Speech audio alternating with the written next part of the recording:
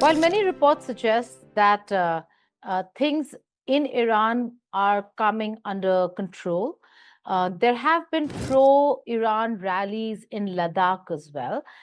Not many know that predominantly Ladakh is a region that has a major Shia population. And so, yes, there are a lot of people who not only support Iran, but also travel to Iran a lot. I'm being joined by one such former journalist of Seher TV that's based out of Iran and now a political analyst. He lives in Kargil. Sajjad Kargili, thank you so much for joining me. Let's Thank begin you, ma'am. with what we're seeing on the ground in Ladakh and Kargil, pro-Iran rallies. Explain to us what is the message from Ladakh? Thank you, ma'am, for having me here.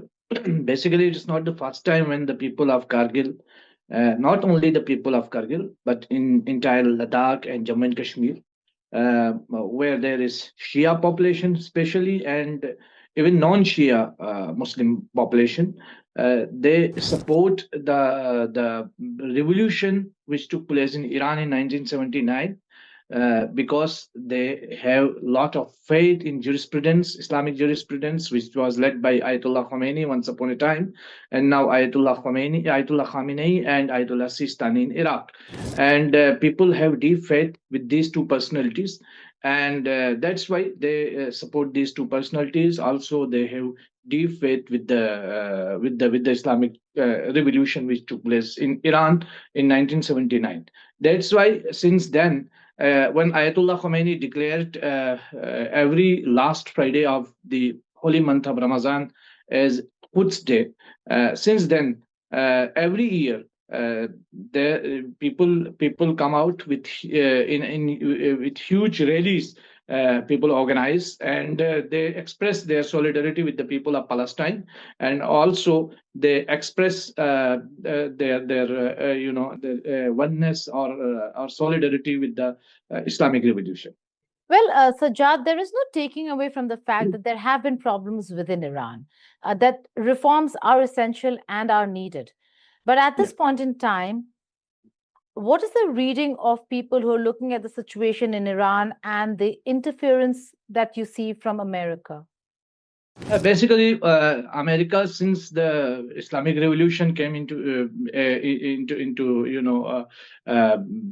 existence in Iran in 1979, since then America is the country.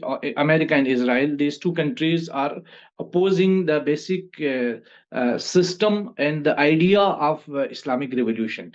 And we have seen it's not the first time when Iran has been attacked by the Western powers, particularly America. In 1951, when Mossadegh was there, and when he nationalized the natural resources, particularly gas and oil there, and then that time too we have seen that Western powers were very much angry on Mossadegh, and the similar thing is happening currently as well. When we go to the history, and we will see, we can find that how Libya has been destroyed by the Americans, and how this with the pretext of in weapons of mass destruction, Iraq has been invaded. These things are repeatedly happening since then. In the name of democracy, they have attacked Afghanistan also. But those people who have supported by the Western countries and the Western powers, particularly America, which Hillary Clinton also she confirmed it in one of her speech, that the Al Qaeda, which they have funded, they have sponsored, later they have made their own enemy. The organization which they have created, they made them their own enemy, and they invaded Afghanistan in the name of Al Qaeda, in the name of Taliban, which they have created initially. So these things are happening. This is the old playbook of America and Israel, which we are seeing for last decades. And what is happening in Iran? We know that Iran is under sanctions for last 35 years.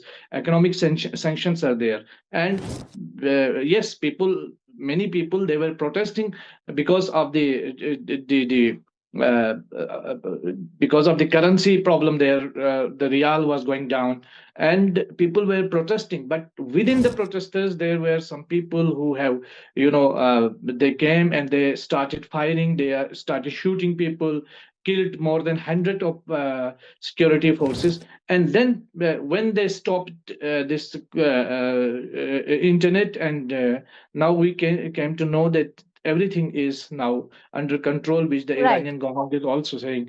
And we have seen on the same way, we have seen millions of people, they have supported the Islamic Revolution on the on the 8th, on Monday, when we saw in Tehran and other parts of in Isfahan, Shiraz, where people came into the streets and they have protested and expressed solidarity with the regime and the Islamic Revolution. One thing Right, I want to Sajjad, add Sajjad, here. but all this aside, there is this not also a wake-up call? The economic protests aside, there have been protests in the past as well. A wake-up call to the regime that there is indeed a need for reforms within the Iranian society as it is today.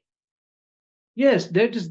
I think reform, the scope of reform is everywhere is needed. Like in Iran, also it is needed, and I hope that they are doing reforms as much as they can. But there are people who are protesting against the real downfall, and the government is there ruling, which is the reformist party is in power. That is led by Masoud Pezeshkian, and now the entire Western media has turned these all protesters between the protesters and Ayatollah Khamenei. Ayatollah Khamenei is a supreme leader. He has nothing to do with the governance system.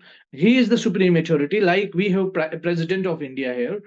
He is like the supreme authority there in Iran. So what the basic problem of the No, it's West is not the their same. It's hypocrisy not is the there. same if you're talking about the president in India and the supreme leader in Iran, authority-wise, responsibility-wise, in terms of power, they're hugely different. The supreme leader does hold a lot of authority and power in Iran. But they have elected representatives from every area there. They have also the parliament system is there. They have elected president is there, and he is responsible for the governance. Yes, supreme leader is there for he also take charges of security and also the religious jurisprudence he has. But the governance system controlled by the local parliament, and that is why the to understand Iran, we have to understand the setup there. So what the source is, the news is coming from Iran to us, like we mostly in our media also, most of the media, they quote Reuters, Times, or these all medias, which are mostly either they are pro West or pro America. That's That why the genuine opinion is not coming out. That is the basic reason that there is a misunderstanding.